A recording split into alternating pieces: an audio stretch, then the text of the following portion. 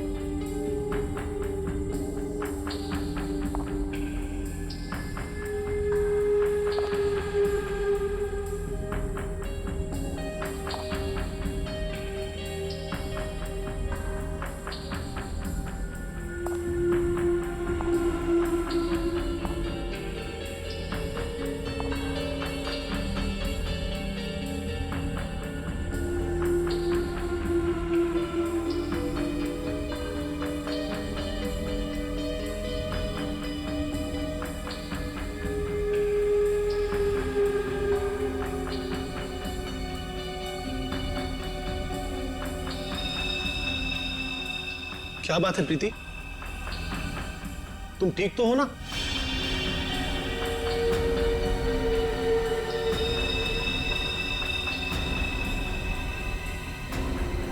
तुम कुछ बोलती क्यों नहीं?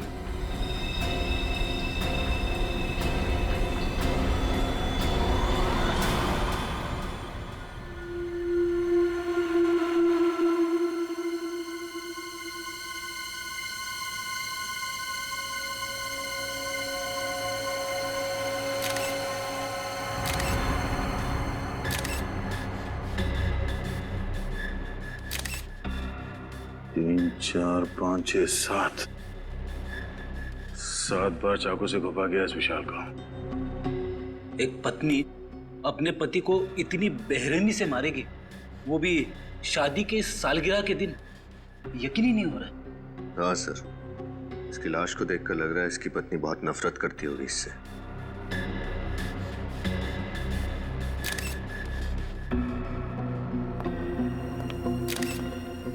आप लोग कौन है विशाल के? हम लोग दोस्त हैं सर। दोस्त? कब से जानते हो तुम विशाल और प्रीति को?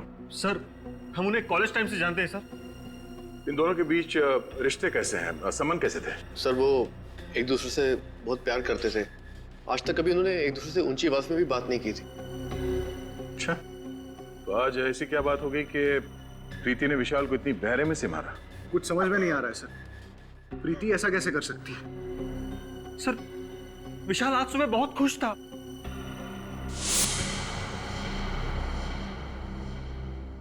हैप्पी एनिवर्सरी प्रीति। मैं दुनिया का सबसे खुश नसीब पति हूं जो मुझे तुम्हारे जैसी बीवी मिली। काश आने वाले हर जन्म में तुम मेरी ही बनकर रहो। क्या बात है, बीवी की फोटो के साथ इतनी रोमांटिक बातें हो रही है। अबे साथ में होती होगी तो ये जनाब तो शायर बन जाते होंगे। यार ये तो बहुत गलत बात है, दरवाजा खटखटा के आना चाहिए था ना। अच्छा, तुम लोगों ने मेरी सारी बातें सुन ली। अरे सुन ली तो क्या हुआ, तू हमारे कॉलेज का दोस्त है यार, लंगोटिया यार। और प्रीति को इम्प्रेस करने के तरीके हम ही से तो पूछता था। भूल गया? कैसे भूल सकता हूँ यार, मेरे घोड़ी चढ़ने का श्रेय तुम लोगों को ही तो जाता है। वो बात तो है, और इसीलिए आज हमें पार्टी चाहिए। हाँ पार्टी? हाँ, तेरी वेडिंग एनिवर्सरी की पार्टी यार। यार प्रीति से पूछना पड़ेगा। क्या बात कर रहा है यार, उसे पूछने की क्या जरूरत है? अरे सरप्राइज दे देते हैं उसको, वो खुश हो जाएगी। आइडिया तो अच्छा है, ठीक कह रहा है तू। मैं भी कुछ ऐसा ही सोच रहा था, है ना? तो आज रात 10 बजे पार्टी पक्की। Done done done done. और फिर जब हम अंदर घुसे तो हमने देखा विशाल जमीन पे पड़ा हुआ था। और प्रीति उसके पास बेहोश थी। और हाँ, प्रीति के हाथ में एक चाकू था, खून से सना हुआ।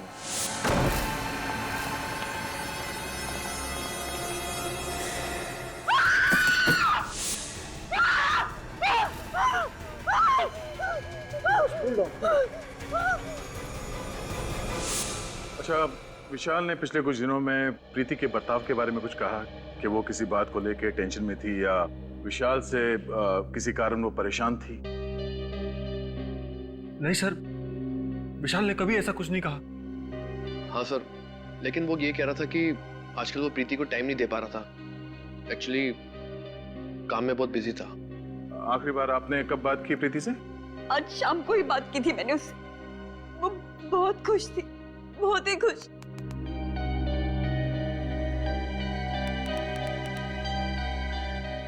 सर, प्रीति, प्रीति, प्रीति, क्या हुआ था यहाँ पे? प्रीति, तुम ठीक हो? हमारी आवाज सुनाई दे रही है तुम्हें? सर, लगता है सदमे में है। सर, कहीं ये एक्टिंग तो नहीं कर रही है सदमा लगने की? श्रेय, काम करो, इसे ब्यूरो लेके चलो। विनीत, आसपास लोगों से पता करो कि प्रीति और विशाल के बीच में संबंध कैसे थे। अफेड़ी, इनके दोस्तों का नाम और एड्रेस ले लो और इनसे बोलना कि जब तक ये केस सॉल्व नहीं हो जाता कोई भी शहर छोड़ के बाहर नहीं जाएगा। सर, ये प्रीति तो कुछ बोलने को तैयार ही नहीं। लगता है अपने पति की मौत का गहरा सदमा लगा उसे। सदमा कैसा सर? इसने अपने ही हाथों से अपने पति विशाल का खून किया है। हाँ सचिन, पर कुछ तो है जो इसे बाकी के खूनियों से अलग करता है। विशाल के खून के बाद इसने भागने की कोशिश नहीं की और ना ही कोई बहाना बनाया। विशाल की मौत के बाद से लेके अब तक इसके जुबान से एक शब्द तक नहीं निकला। पानी का एक घूंट तक नहीं पिया इसने। पता नहीं इसके दिमाग में क्या चल रहा है। क्या बात है भाई? बड़ी टेंशन में हो तुम लोग? टेंशन की बात है सर। क्यों टेंशन क्या है? ये केस तो बड़ा आसान था यार। खूनी अपने आप पकड़ा गया, भाग दौड़ करने की जरूरत ही नहीं पड़ी तुमको। सर, जब तक खूनी अपना गुनाह मान न ले हम चैन की सांस नहीं ले सकते। और ये प्रीति, ये तो कुछ बोलने को तैयार नहीं है। बहरहाल भाई, प्रीति कुछ बोले या ना बोले, लेकिन मैं आप लोगों को एक बात बोलता हूँ। प्रीति के दिल में अपने हस्बैंड के लिए सख्त नफरत थी। नफरत? पर सर, इनके दोस्तों ने तो कहा कि ये लोग एक दूसरे से बहुत प्यार करते थे। लव मैरिज थी इनकी। लव मैरिज थी या अरेंज मैरिज थी मुझे नहीं मालूम, लेकिन विशाल के शरीर पर जो चाकुओं के घाव हैं, उससे साफ पता लगता है कि प्रीति के दिल में विशाल के लिए सख्त नफरत थी। जगह जगह पर चाकू से वार किए गए। मुझे तो लगता है कि विशाल के मर जाने के बाद भी प्रीति उसे चाकू मारती रही। इतनी नफरत?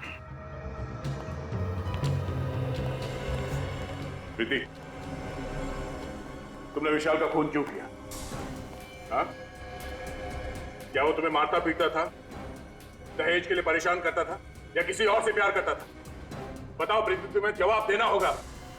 ऐसी क्या बात थी जिसकी वजह से तुम उससे इतना नफरत करती थी? नफरत नहीं, प्यार करती थी मैं विशाल से, और अब भी करती हूँ।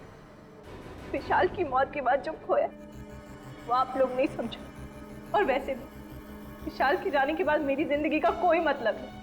अगर तुम इतना प्यार करते थे विशाल से तो फिर उसे मारा क्यों? क्या फायदा? वैसे भी आप लोग सीआईडी वाले मेरी बात का कहाँ विश्वास करेंगे? विश्वास करना है या नहीं, वो हम पे छोड़ दो।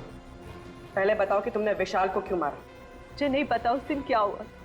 मुझे विशाल पर बहुत गुस्सा है और मैंने बिना सोचे समझे से मार डाला। कोई किसी को बेवजह 7-7 बार चाकू नहीं मारता प्रीति। मैंने कहा था आप लोग मेरी बात का भरोसा नहीं करेंगे, और वैसे भी मुझे कुछ नहीं कहना। चढ़ा दीजिए मुझे फांसी पर, मुझे नहीं जीना। चढ़ा दीजिए मुझे फांसी पर, मैं विशाल के बिना नहीं जी सकती। दया, मुझे लगता है इस लड़की के साथ कुछ प्रॉब्लम है। कैसी प्रॉब्लम सर? यार वो तो समझ में नहीं आ रहा है, लेकिन मुझे लगता है कत्ल करते वक्त इस लड़की का दिमाग इसके काबू में नहीं था। सर, कत्ल करते वक्त तो किसी भी खूनी का दिमाग काबू में नहीं रहता। मुझे तो लगता है ये लड़की झूठ बोल रही है।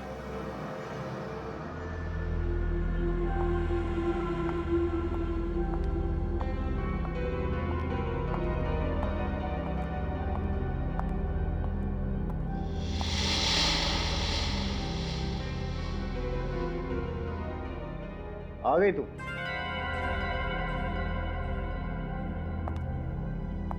फोन भी नहीं उठा रही। मुक्ता कहाँ रह गई थी तू? कब से इंतजार कर रहा हूं। क्या हुआ? सब ठीक तो है ना? ओ, समझ गया। लगता है इस बार तुमने फिर से क्रेडिट कार्ड की लिमिट एक्सीड कर दी है ना? डोंट वरी, मैं कमाता किसके लिए हूं यार? तुम्हारे लिए। अभी बहुत लेट हो रहे हैं, चलते हैं, ठीक है?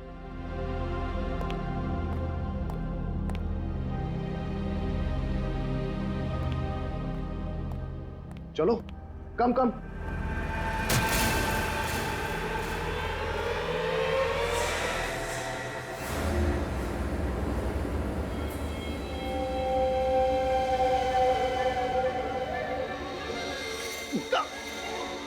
ये क्या किया तुमने? क्या कर रही हो ये?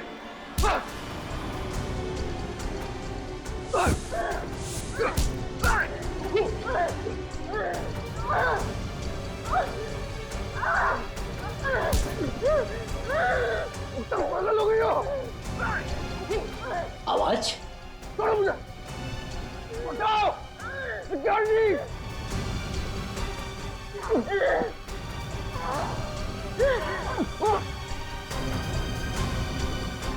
मुक्ता छोड़ो! क्या कर रही हो ये? मैं क्या कर रही हूँ? अरे छोड़िए, आप क्या कर रही हैं? अरे छोड़िए मैडम। ठीक तो है ना सर? मुक्ता, ये क्या कर रही हो? पागल हो गई हो? होश में आओ!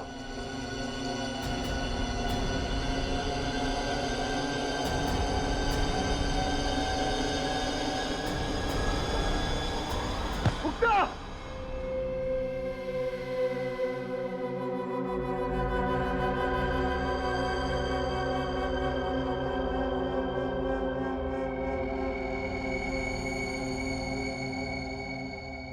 मुक्ता, अब कैसी हो तुम?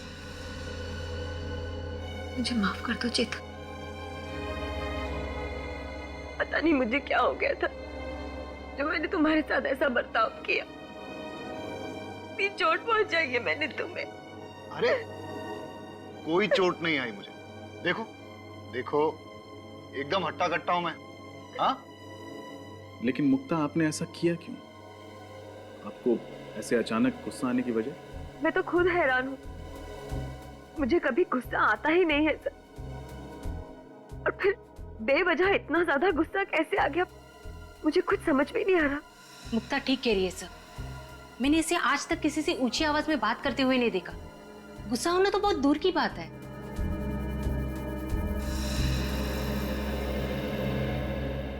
तो आप दोनों का कहना है कि आप लोगों ने अपने अपने पतियों पे इसलिए हमला किया क्योंकि आप लोगों को अचानक उन दोनों पे बहुत तेज गुस्सा आने लगा। फिर हैरानी की बात यह है कि आप दोनों के पास कोई ठोस वजह नहीं थी उनसे गुस्सा होने की, राइट? जी हाँ सर, पता नहीं मुझे क्या हो गया था। वो तो शुक्र है भगवान का कि चेतन को कुछ हुआ नहीं, वरना मैं अपने ही हाथों अपने आप को विधवा कर लेती। 2 दिनों के अंदर ऐसे 2 हाथ से होना कोई इत्तेफाक तो नहीं हो सकता। जरूर कोई बड़ा कारण है इसके पीछे जो इस वक्त हमें दिख नहीं रहा। और इस बात के तह तक पहुंचने के लिए हमारा ये जानना बहुत जरूरी है कि उस दिन आप लोगों ने क्या क्या किया था।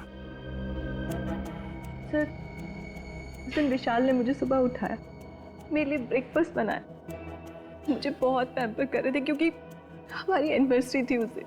फिर उनके ऑफिस जाने के बाद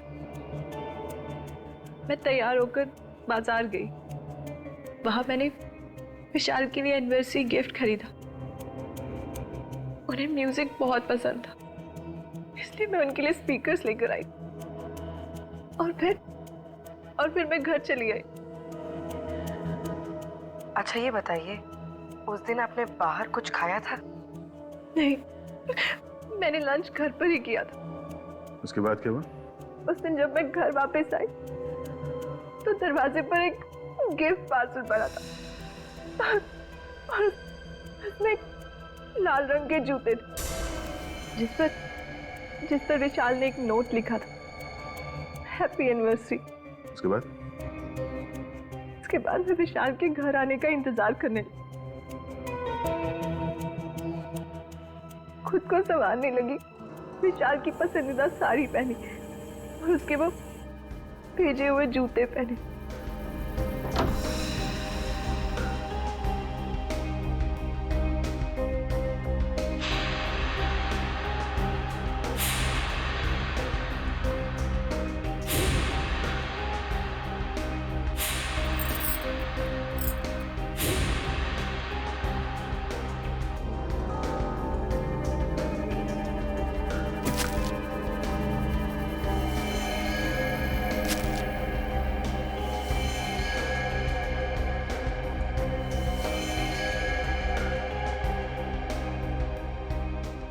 और जब वो घर लौटे तो मैं और मुक्ता जी, आपने क्या किया था उस दिन? सुबह होते ही मैं और चेतन घर से निकल पड़े। वो अपने ऑफिस चले गए और मैं अपने बैंक का काम खत्म करके मार्केट में ही घूमने लगी। फिर मैं एक जूते की दुकान में गई। ये बिल्कुल नया स्टॉक है मैम, आपको जरूर पसंद आएगा। ये है तो बहुत प्यारे, लेकिन क्या आपके पास इनमें लाल कलर है? नहीं मुक्ता जी, लाल कलर के जूते आउट ऑफ स्टॉक है। भाई साहब, मैं पार्टीज में ना सिर्फ लाल कलर पहनती हूँ, मंगा दीजिए ना। अरे क्यों नहीं मुक्ता जी, आपके लिए क्यों नहीं मंगवाऊंगा। मुझे शाम तक का वक्त दीजिए, मैं लाल कलर का जूता आपके घर पे भिजवा दूंगा। ठीक है, लेकिन 4 बजे तक भिजवा दीजिएगा। ओके। वही जूते पहन के मैं चेतन के ऑफिस गई और फिर ऑफिस। अच्छा ये बताइए कि आपने बाहर कुछ खाया पिया था क्या? जी हाँ, मैंने और चेतन ने लंच बाहर ही किया था। पूर्वी, इन दोनों को अंदर ले जाओ। आई।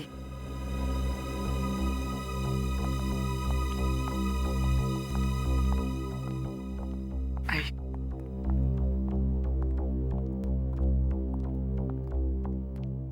सर, दोनों कहानियों में एक चीज कॉमन है, लाल जूते। हाँ रजत, पर इन लाल जूते में ऐसी क्या बात हो सकती है? मगर सर, प्रीति को ये लाल जूते उसके पति ने गिफ्ट किए थे और मुक्ता को दुकानदार ने होम डिलीवरी की थी। हाँ विनीत, मगर ये लाल जूते ही हैं जो इन दोनों कहानियों को आपस में जोड़ती है।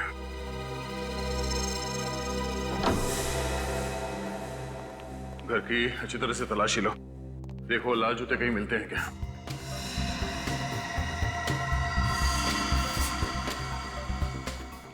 निखिल तुम अंदर चेक करो, मैं यहां देखता हूं।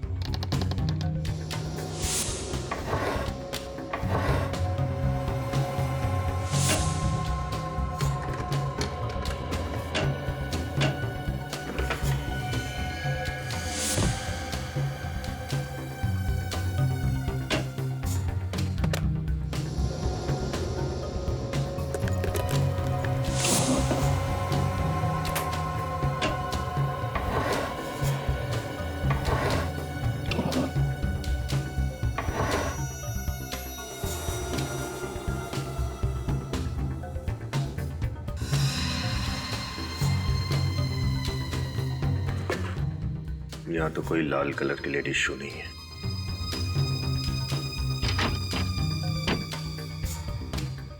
सर जूते अंदर नहीं है, यहां भी नहीं। चेतन, जूते कहाँ हैं? यहीं कहीं होने चाहिए सर। यहीं कहीं होने चाहिए तो हैं कहाँ? नहीं सर, यहाँ पे तो नहीं है। सर, बेडरूम में भी जूते नहीं मिले। सर यहाँ भी नहीं मिले।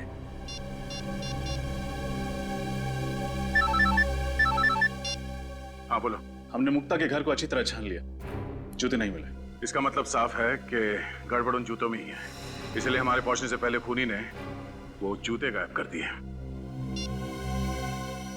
ये लाल जूते गए तो कहाँ गए? सर, ये केतु है, मुक्ता जी के घर यही गया था जूते देने।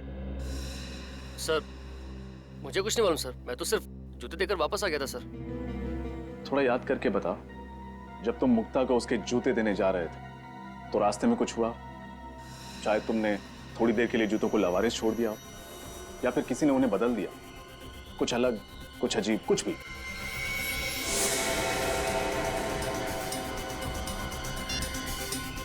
हेलो, हाँ सर, एड्रेस मिल ही नहीं रहा है। कौन सा पता देकर रखा है? मिल ही नहीं रहा है। अरे सर,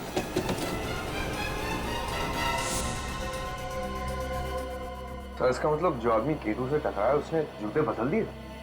हो सकता है पंकज, और अगर जल्दी ही उन खूनी जूतों का राज पता नहीं चला तो शायद कुछ और पति मारे जाएंगे अपनी पत्नियों के हाथों।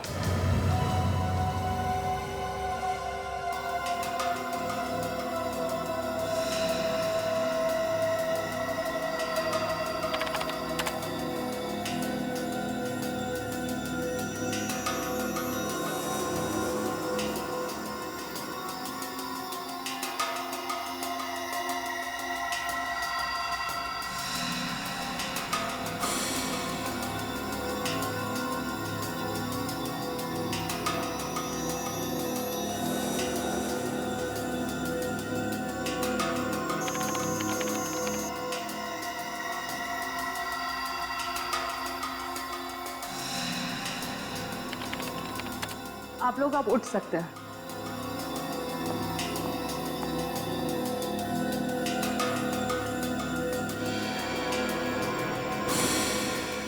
ओ, ये चक्कर है।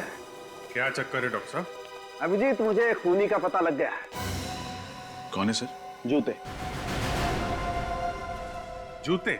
वही लाल जूते जो इन दोनों लड़कियों ने पहने हुए थे। डॉक्टर साहब, ये कैसे हो सकता है? रजत, उन जूतों में ऐसा कुछ खास था जिसकी वजह से जो भी उन जूतों को पहनता शायद खून करने लगता। मतलब सर, उन जूतों को अगर मैं पहनती तो मैं भी खून कर देती? शायद, चांसेस हैं। क्या बात कर रहे हैं डॉक्टर साहब? ऐसा क्या है उन जूतों में कि उन्हें पहन के एक आदमी खूनी बन जाएगा? मैं बताता हूँ। हाँ, ये देखो, इन दोनों के पैरों पर ये छोटा सा इंजेक्शन का निशान। इसका मतलब ये है कि इंजेक्शन के जरिए कोई ऐसा केमिकल इनके शरीर के अंदर गया है जिसकी वजह से इन लोगों ने ऐसा वायलेंट रिएक्ट किया है। और ये इंजेक्शन इन्हें तब लगा जब इन दोनों ने वो लाल जूते पहने थे। अगर जूतों में इंजेक्शन था तो हमें महसूस क्यों नहीं हुआ? मतलब हमें चुभता ना, हमें दर्द तो होता। अभिजीत, शायद इंजेक्शन के साथ साथ उसमें एनेस्थीसिया भी था जिसकी वजह से इन दोनों के पैर सुन्न हो गए और इन्हें पता नहीं चला। ओह, बहुत बड़ी प्लानिंग की खूनी ने। लेकिन डॉक्टर साहब, ये इंजेक्शन था किस चीज का? हॉलीवुड क्रेडॉक। व्हाट? हॉलीवुड क्रेडॉक? हाँ सर। Oh my God. क्यों? ऐसा क्या है इस केमिकल में? ये एक ऐसा केमिकल है अभिजीत जो अगर इंसान के शरीर में चला जाए तो उसका ब्लड प्रेशर बहुत हाई हो जाता है, उसके दिमाग में तूफान मचने लगता है, उसे इतना ज्यादा गुस्सा आने लगता है कि वो अपने होश में नहीं रहता, बहुत ही हिंसात्मक, वायलेंट हो जाता है, और ऐसी हालत में वो किसी का खून भी कर सकता है। मतलब सर, बहुत ही खतरनाक केमिकल है। हाँ मीने, इसीलिए इस केमिकल पर बैन है। कई देशों में तो इस केमिकल को जानवरों पर इस्तेमाल किया जाता है, ये पता लगाने के लिए कि आखिर वो जानवर कितना वायलेंट हो सकते हैं। डॉक्टर साहब, ये बॉडी में जाने के बाद इस केमिकल को कितना टाइम लगता है असर दिखाने में? ज्यादा से ज्यादा 10 मिनट। 10 मिनट? लाल जूते और उसमें ये केमिकल वाले इंजेक्शन। सर, एक बात तो तय है, खूनी ने प्रीति और मुक्ता के बारे में अच्छे से रिसर्च की थी। वो जानता था कि मुक्ता का पसंदीदा जूतों का ब्रांड कौन सा है। इतना ही नहीं रजत, खूनी को अच्छी तरह से मालूम था कि कौन सा वक्त सही है उन दोनों के लिए अपने पति विशाल और चेतन को मारने के लिए। हाँ सर, अगर ये खून करने की कोशिश इन लोगों ने उस वक्त की होती जब वहां लोग मौजूद थे, तब शायद इनका प्लान फेल हो जाता। बिल्कुल हो जाता कि वहां पे मौजूद लोग विशाल को बचा लेते। असली खूनी को अच्छी तरह से पता था कौन से वक्त पे इस जुर्म को अंजाम देना चाहिए। सर, ये प्रीति और विशाल का घर में अकेला होना तो समझ में आता है, लेकिन मुक्ता तो चेतन के ऑफिस में गई थी ना, तो उसे कैसे पता चला कि चेतन ऑफिस में किस वक्त अकेला रहने वाला है? इस मुक्ता से पूछ लेते हैं। सर, कुछ पता चला ये सब कौन कर रहा था? अभी तक तो नहीं, पर आप लोग चिंता मत कीजिए, बहुत जल्दी असली गुनहगार हमारे सामने होगा। मुक्ता जी, एक बात बताइए, आप ठीक उसी वक्त कैसे पहुंची चेतन के ऑफिस में जब वो बिल्कुल अकेला था? सर मैं तो 4 बजे जाने वाली थी, लेकिन इनका फोन आया था कि मैं 4 बजे ना जाके 6 बजे जाऊं। ये मीटिंग में बिजी थी। मतलब चेतन ने तुम्हें खुद 2 घंटे देरी से आने के लिए कहा? क्या कह रही हो मुक्ता? मैंने तुम्हें ऐसा कोई फोन नहीं किया था। मैं तो खुद हैरत में था कि इसे आने में इतनी देर क्यों हुई। अगर आपने फोन नहीं किया तो फिर किसने किया? ये फोन कॉल आपके मोबाइल पे आया था? नहीं सर, मेरे लैंडलाइन पे आया था। सचिन, पता करो 24 तारीख दोपहर 4 बजे के आसपास इनके लैंडलाइन पे किसका फोन आया था। अच्छा, आपने कहा कि लाल जूतों को पहनने के बाद आपको अचानक गुस्सा आया। ये लाल जूते की डिलीवरी कब हुई थी आपके पास? सर जूते की डिलीवरी उसके दिए हुए टाइम से बहुत लेट हो गई थी। मैं गाड़ी में बैठ के ऑफिस के लिए निकल ही रही थी, तब जूते वाला आया था। और वो जूता पहना कब आपने? इनके ऑफिस के नीचे सर, जूते चेंज करके ही मैं ऊपर गई थी। लेकिन सर, अगर खूनी चाहता था कि मुक्ता नए जूते पहनकर ऑफिस जाए, तो वो आखिरी मिनट तक इंतजार क्यों करता? मतलब ये भी तो हो सकता था कि मुक्ता नए जूतों को गाड़ी में ही रहने देती और पुराने जूतों में ही चेतन से मिलने चली जाती। हो सकता रजत, पर उस दिन ये दोनों पार्टी में जाने वाले थे, तो शायद मुक्ता कार में जूते पहन लेती और खूनी के पास अच्छा मौका भी था चेतन को मारने का, है ना? क्योंकि ये दोनों अकेले थे। पता नहीं हम दोस्तों के पीछे कौन हाथ धो के पड़ गया। हमने तो किसी का कुछ भी नहीं बिगाड़ा। चेतन, दिमाग पर जरा जोर डाले। कोई पुराना किस्सा याद आता है? कोई पुरानी दुश्मनी, छोटी ही सही, कोई भी ना? आप लोगों पे किसी पे शक नहीं है? नहीं सर। सर, ये जुर्म तो एक उलझी हुई पहले की तरह होता जा रहा है। अगर इनका कोई दुश्मनी नहीं था, फिर कौन ऐसा होगा जो इतनी गहरी साजिश रचेगा इन दोनों को मारने के लिए? ये सब कुछ एक सोचा समझा हुआ प्लान है। खूनी ने ऐसा वापरा जैसे शतरंज के खिलाड़ी घोड़ों और ऊंट को वापरता है। हाँ सर, खूनी ने ये सब उन जूतों के जरिए किया है, उनमें इंजेक्शन फिट करके। इसका मतलब है वो जूते ऑर्डर देख के बनवाए गए थे, तभी तो सोल के नीचे इंजेक्शन रखने का जगह बना पाया वो। सर, फिर तो खूनी लेदर मार्केट भी गया होगा चमड़ा खरीदने। बिल्कुल गया होगा। उन सारी दुकानों में जाके पता करो जहाँ पे ये जूते बनते हैं या फिर उन्हें बनाने के सामान बेचे जाते हैं। सर, उस नंबर का पता चल गया है सर। वो फोन चेतन ने नहीं बल्कि किसी अरुण कुमार ने किया था। अरुण कुमार? मुक्ता, आप किसी अरुण कुमार को जानती हैं? अरुण कुमार? नहीं सर, मैंने तो ऐसे किसी आदमी का नाम भी नहीं सुना। प्रीति, तुम? मैं किसी अरुण को नहीं जानती। शायद विशाल जानता हो। अगर विशाल जानते किसी को तो मुझे जरूर बताते। हाँ, अरुण कुमार। शायद एक अरुण था तो सही हमारे कॉलेज में, है ना? अरे नहीं, वो तो अरुण यशोधन था, अरुण कुमार नहीं। आप सब में से कोई भी अरुण कुमार को नहीं जानता, मगर वो आप सबको अच्छी तरह से जानता है। विशाल को क्यों मारा तुमने? मारा मतलब सर? विशाल? कौन विशाल सर? ये विशाल। अब कुछ याद आया? नहीं सर, इस आदमी को तो मैं पहली बार देख रहा हूँ। अच्छा, इसे तो जरूर पहचानते होगे। नहीं सर, अब ये कौन है? ये चेतन है। चेतन बन के उसकी वाइफ को फोन करते हो और कहते हो चेतन को ही नहीं पहचानते। कमाल है। सर, मैं किसी और की वाइफ को क्यों फोन करूंगा सर? मेरी खुद की वाइफ है फोन करने के लिए। झूठ मत बोलो। फोन रिकॉर्ड से हमें पता चला है कि कल शाम 4 बजे तुमने ही मुक्ता को फोन किया था। मुक्ता? सर, मैं इनमें से किसी को नहीं जानता। कौन है ये सब सर? और कल 4 बजे? हाँ सर, 1 मिनट। मैं कल शाम को 4 बजे बाजार गया था और एक आदमी ने मुझसे फोन मांगा था एक कॉल करने के लिए। एक आदमी को दिया था फोन कॉल करने के लिए। बड़ी अच्छी कहानी बना लेते हो। मैं कहानी नहीं बना रहा हूँ। आप खुद सोचिए, अगर मुझे जुर्म करना होता तो मैं खुद का फोन क्यों इस्तेमाल करता? किसी पीसी या किसी और फोन से कॉल नहीं कर सकता था क्या? उस आदमी की शक्ल याद है तुम्हें, जिसने तुमसे तुम्हारा फोन मांगा था? नहीं सर, थोड़ा जल्दी में था तो ज्यादा ध्यान नहीं दिया मैंने। ठीक है, अगर तुम्हारी ये कहानी झूठी निकली तो तुम अपने बच्चों को कहानी सुनाने लायक नहीं रहोगे।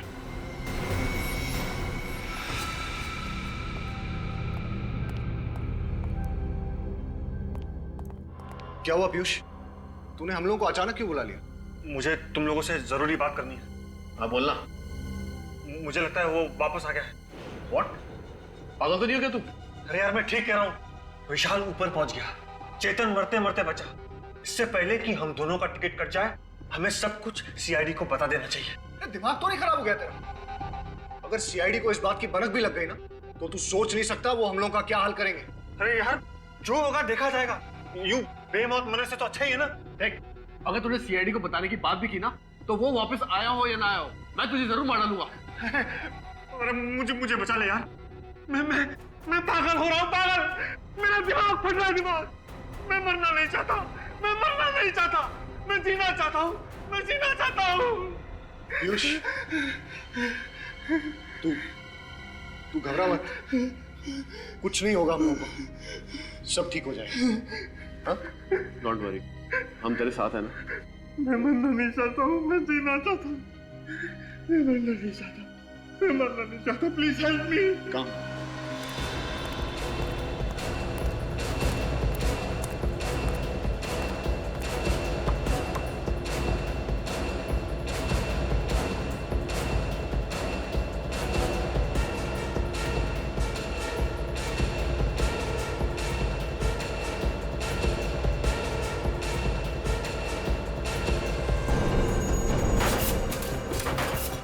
पिछले कुछ दिनों में आपके यहाँ कोई आदमी लाल रंग का चमड़ा खरीदने आया था लड़कियों के जूते बनवाने के लिए? ऐसा तो यहाँ कोई नहीं आया सर। सर आया था, मैनेजर साहब से मिला था। काफी कम लेदर चाहिए था उसे, वो भी लाल रंग का ही चाहिए था साहब। कौन था वो? चेहरा याद है उसका? मुझे तो नहीं साहब, मैनेजर साहब को याद होगा। ये मैनेजर कहाँ? बुलाओ जरा उसे। मैनेजर साहब छुट्टी पे गए हैं। छुट्टी पे गया। फोन लगाओ सर, बोलो सीआईडी ने ब्यूरो में बुलाया स्केच बनवाने के लिए। तो ये है वो चैंपियन। अब इस चैंपियन का अच्छा वक्त शुरू हो गया। देखो कहां छप के बैठा है।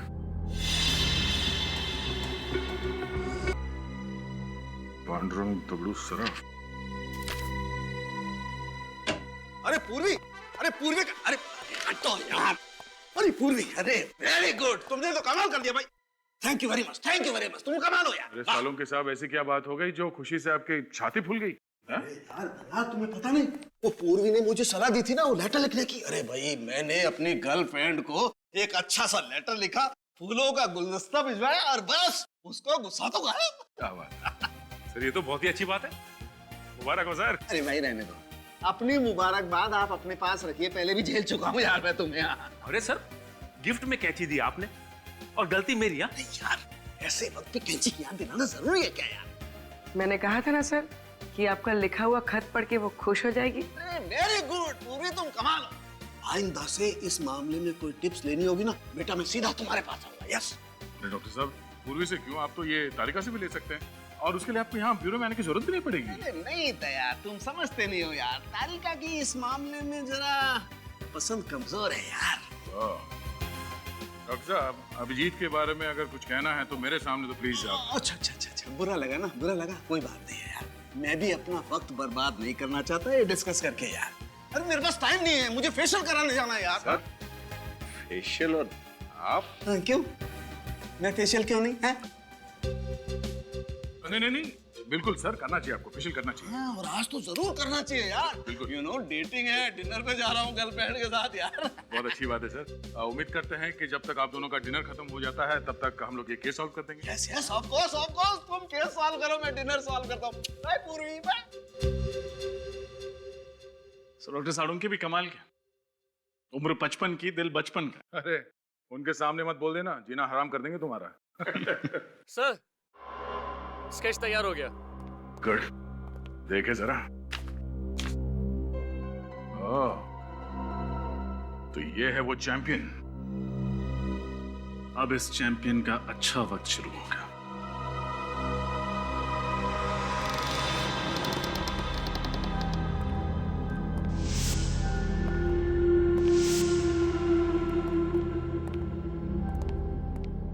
देखो कहां छप के बैठा है।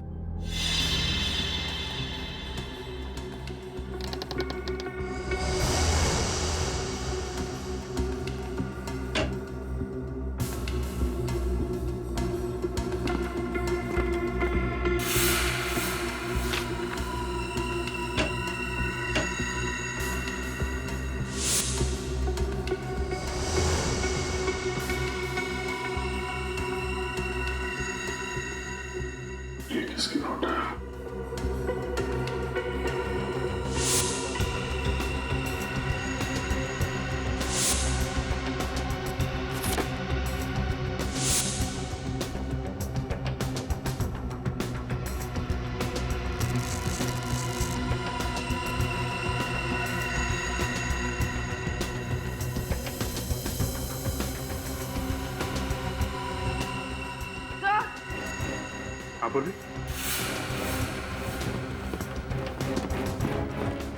सर यहाँ पर ये नीडल्स और सिरिंजेस मिली है। सर ये वो केमिकल जो जूतों में इस्तेमाल किया गया था। और सर ये जेल जो पैरों को सुन्न करने के लिए जूतों में डाला गया था। सर यहाँ पर ये लाल जूते भी हैं और सर ये इंजेक्शन।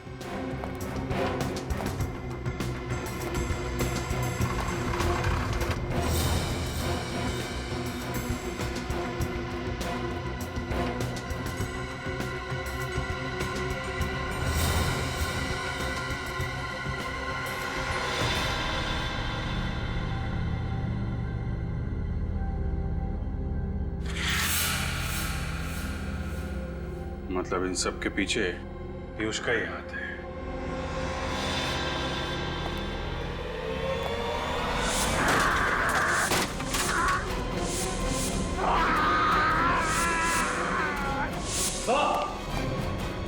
पूर्वी, सब कुछ उठा लो। विनीत। सर पीयूष तो यहाँ मरा पड़ा है। लगता है इसने जहर पिया। My God। सर हमें तो लग रहा था यही सबको मार रहा है। फिर इस पीयूष को किसने मार दिया?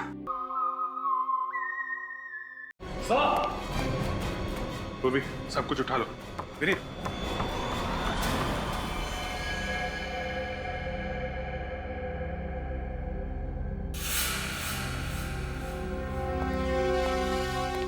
सर पीयूष तो यहाँ मरा पड़ा है। लगता है इसने जहर पिया। My God। सर हमें तो लग रहा था यही सबको मार रहा है। फिर इस पीयूष को किसने मार दिया? इसका मतलब इसके साथ कोई और आदमी भी मिला हुआ था क्या? सर ये देखिए, इसके जेब में से ये चिट्ठी है सर। क्या क्या लिखा है? मैंने ही विशाल का खून करवाया और चेतन पर हमला भी करवाया। नफरत करता था मैं अपने दोस्तों से। कॉलेज के दिनों से चेतन, विशाल, धीरज मुझे परेशान करते थे और बिजनेस पार्टनर बन जाने के बाद भी मुझे मेरा हक नहीं देते थे। इसलिए गुस्से में आकर मैंने उनसे बदला लेने की ठानी। अगर सीआईडी को मेरे बारे में पता चल गया, इसलिए मैं अपनी जान दे रहा हूं। पीयूष, अजीब बात है सर। जब गुनहगार को पता होता है कि एक ना एक दिन वो पकड़ा ही जाएगा, फिर गुनाह करता ही क्यों है? और इसने तो सीआईडी के डर से खुदकुशी ही कर ली। बात कुछ हजम नहीं हो रही है विनीत। ये आदमी अपने दोस्तों से बदला लेना चाहता था। इतनी लंबी प्लानिंग की उसने बदला लेने के लिए, और अभी इसका बदला पूरा भी नहीं हुआ। डर के मारे आत्महत्या करेगा क्या?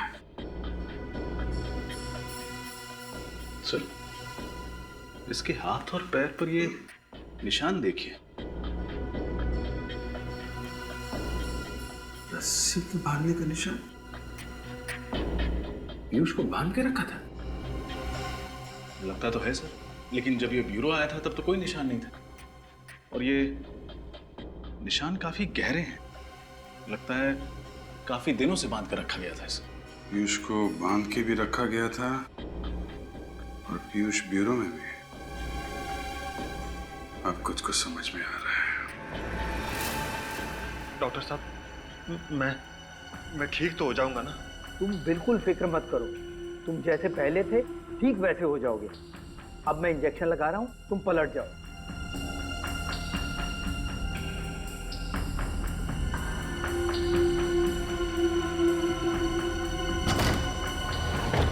कौन हो तुम लोग? सीआईडी। पीछे हटो। चेहरा बदलवाया जा रहा है? चेहरा चाहे पीयूष का हो या अमित का, अंजाम तो फांसी ही है। ये क्या बकवास कर रहे हैं आप लोग? ऐसी कोई बात नहीं है। जाने दीजिए मुझे। कहाँ जा रहे? चेहरा नहीं बदलवाओगे?